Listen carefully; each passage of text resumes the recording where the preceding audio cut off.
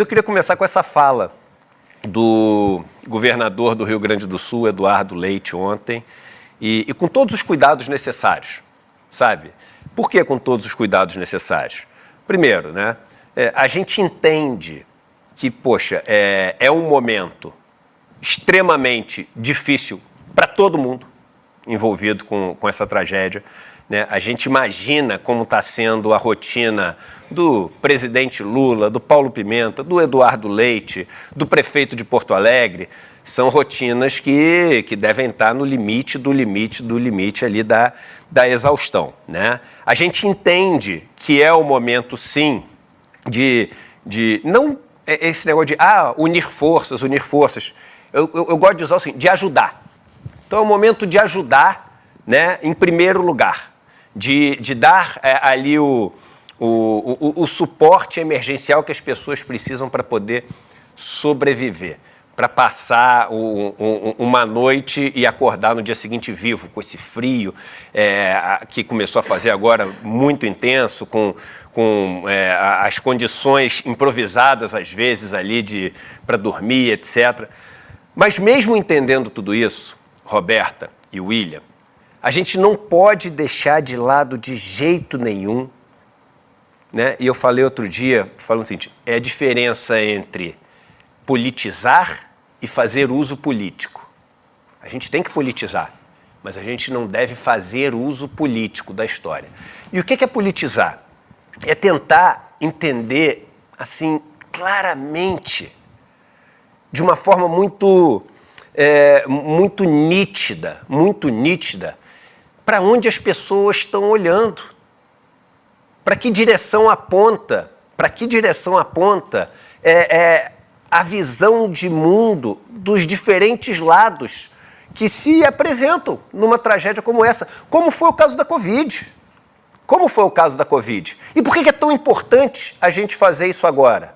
Porque, infelizmente, isso não é uma previsão e etc. A gente sabe que essas tragédias vão acontecer mais e mais, e não menos e menos. Qual vai ser o próximo lugar que vai viver uma tragédia dessas dimensões? Vai ser Santa Catarina, São Paulo? Vai ser algum estado do Nordeste com a seca em vez da chuva, ou com a chuva mesmo em vez da seca? Né? A gente não sabe onde, mas sabe que vai ter. E sabe que, provavelmente, as dimensões, não sei se comparadas com essas, mas comparadas com o que todos esses estados já tiveram até hoje, vai ser recorde. Porque são os eventos extremos que estão acontecendo com o mundo. E aí a gente tem que ver o seguinte, para qual direção aponta, né, cada uma das linhas ideológicas, das correntes ideológicas, dos partidos, não políticos, mas dos partidos. A palavra partido é maravilhosa, porque é parte de um todo, né? A sociedade é dividida em partes. E as pessoas defendem interesses que são distintos. E aí, quando a gente vê essa frase, tudo isso que eu estou falando, explica por que é tão importante polemizar, sim, essa frase do governador Eduardo Leite de ontem. Porque ela diz muito sobre qual o partido dessa turma. Diz muito sobre para que lado aponta essa turma. Porque é uma frase que ela aponta exatamente para a mesma direção das frases que o bolsonarismo falava durante a Covid. Das frases que Paulo Guedes falava durante a Covid.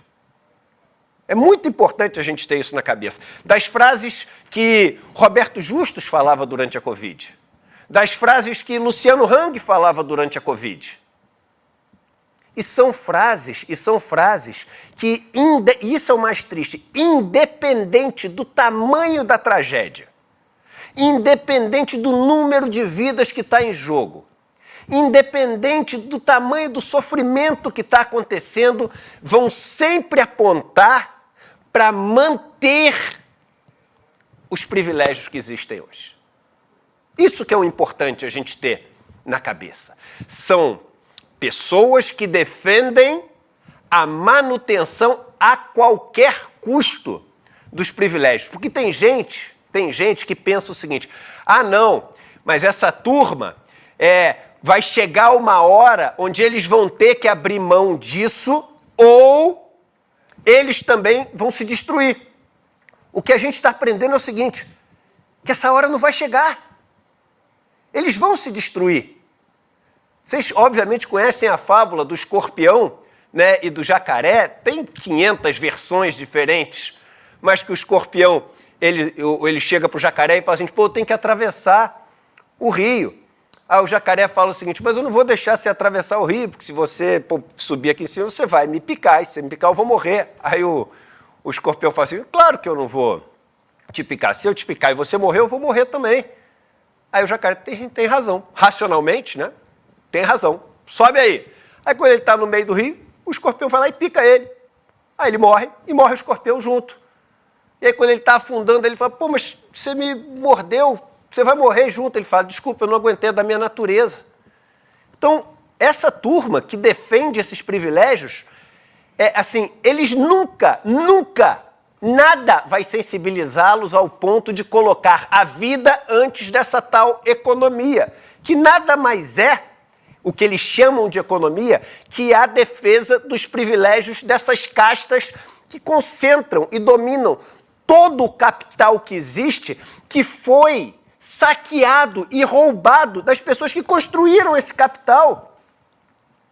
Porque esse capital foi construído, irmão, vamos falar disso, foi construído pelos colonos italianos, alemães, etc. O capital que a gente tem, na maioria do Brasil, foi construído pelo povo negro, que foi trazido da África, a chibatada, que foi trazido em navio e jogado, morto, foi trazido por pessoas nos tempos de hoje, que vêm de vários lugares do país para morar em cortiço. Essa turma, irmão, é a turma que não tem e nunca vai ter acesso ao capital se depender desses outros, porque eles não vão abrir mão dos privilégios deles por nada.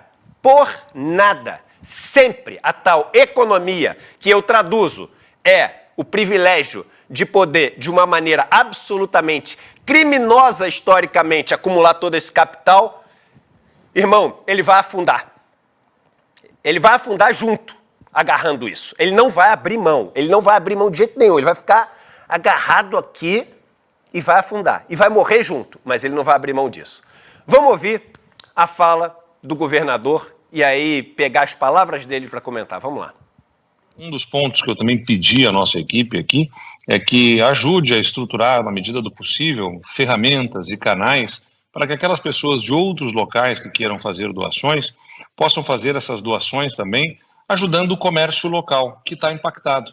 Porque, na verdade, quando você tem um volume tão grande de doações físicas chegando ao Estado, há um receio, pelo que nós já observamos em outras situações, em outras circunstâncias, sobre o impacto que isso terá no comércio local, né? Que pode, na verdade, você tem uma cidade que está impactada, o comércio que foi impactado também, e o reerguimento desse comércio fica dificultado na medida em que você tem uma série de itens que estão vindo de outros lugares também do país.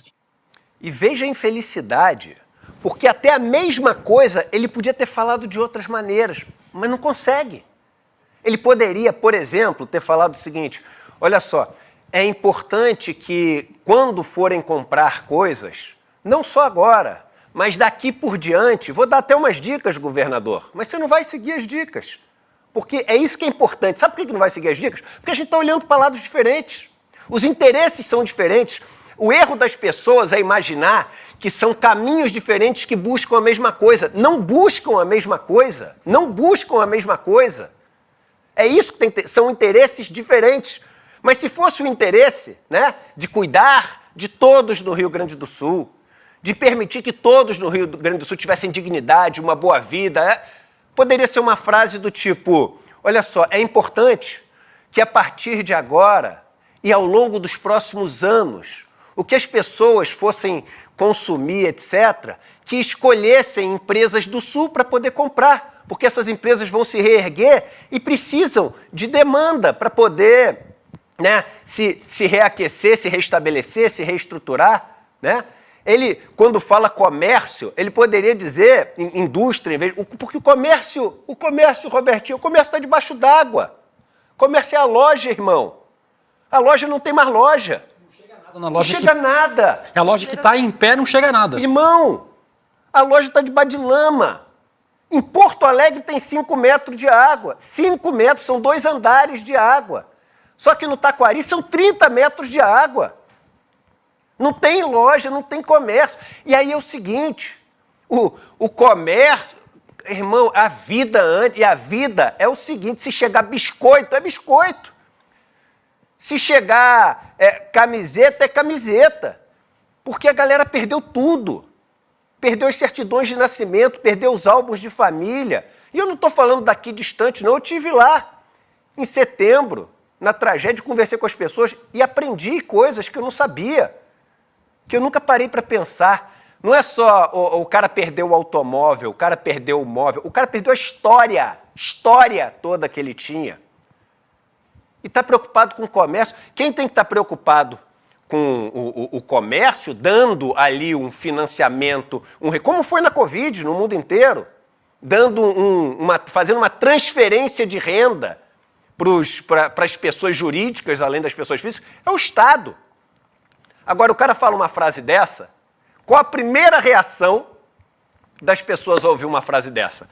Opa, puxa o freio de mão que tá atrapalhando a doação. É a primeira. Puxa o freio de mão que está atrapalhando a doação. Entendeu? E a gente está falando de mais de 1 milhão de famílias que estão sofrendo. No maior ou menor grau. Mais de 1 milhão de famílias que estão sofrendo. Estamos falando de 2/3 de um estado, que é um dos estados maiores do Brasil, em todos os sentidos, sendo afetado. E aí, ontem mesmo, e eu gosto dessas coincidências, porque eu vejo sincronicidade nisso, né? O mesmo mundo que puxa uma corda para um Barack Obama, primeiro presidente negro americano, é o mundo que depois vê a corda sendo esticada para um Donald Trump. O mesmo mundo que estica uma corda para o Ratzinger é o mundo que depois vê a corda sendo esticada para o Papa Francisco. Então, eu realmente acredito nessa história de que as coisas aparecem não coincidentemente, em períodos ali que, enfim, que se conversam. Ontem mesmo, depois dessa frase infeliz do governador, que está mais preocupado com o comércio do que com a vida das pessoas, nessa frase, né, nessa declaração, né, a gente assiste um outro vídeo que fala sobre as doações e não sobre o comércio. Vamos colocar esse outro vídeo porque é tocante esse outro vídeo. Vamos lá. Vocês estão vendo lá? Que lá é o pai, ó. O pai ganhou a cesta básica, né? Daí veio de lá, aqui caminhando aqui lá nas costas, ó. Não tem guarda-chuva, não tem nada, mas dá pra ter orgulho de um pai assim, né, pessoal? Olha, vem abaixo de chuva aqui, ó. Chuvarada tá dando aqui, ele tá vindo com a nossa cesta básica ali, ó. Isso sim que é pai, né, pessoal? Você molhou muito, pai? Você molhou muito? Sim, mas vale a pena, ó. Dá uma enxivada? Tem um enxivo, até coisa de limpeza aqui, ó. Sim. Ó, as pessoas que estão doando para vocês, ó. Estão de parabéns, viu?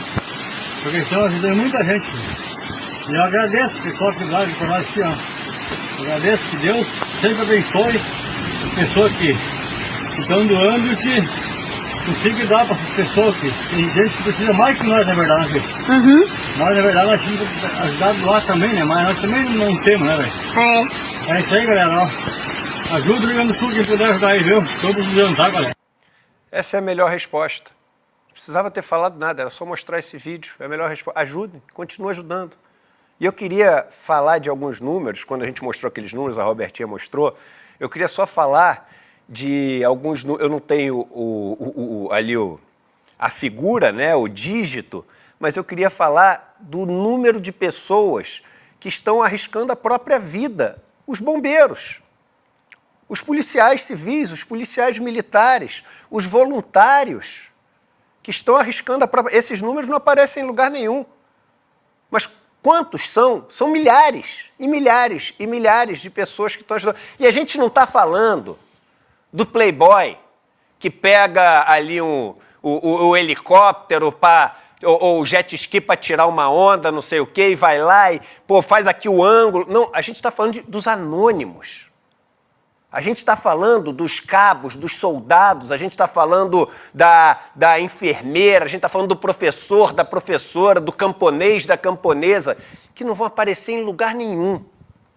A gente está falando das cozinheiras e cozinheiros que estão nas cozinhas solidárias, que não vão aparecer em lugar nenhum. É isso que tem que vir na frente. Agora, se um evento como a Covid, se uma tragédia como essa não são suficientes para apontar o olhar dessas pessoas para a direção certa, irmão, é porque realmente são ideologicamente adversários a serem vencidos. Me perdoe falar isso, mas a gente tem que falar isso porque virão novas tragédias. E nas novas tragédias, meu irmão, oxalá a gente não esteja na mão dessas pessoas para a gente poder cuidar de vidas e não priorizar o dinheiro, né? Que é o que essa turma gosta de fazer.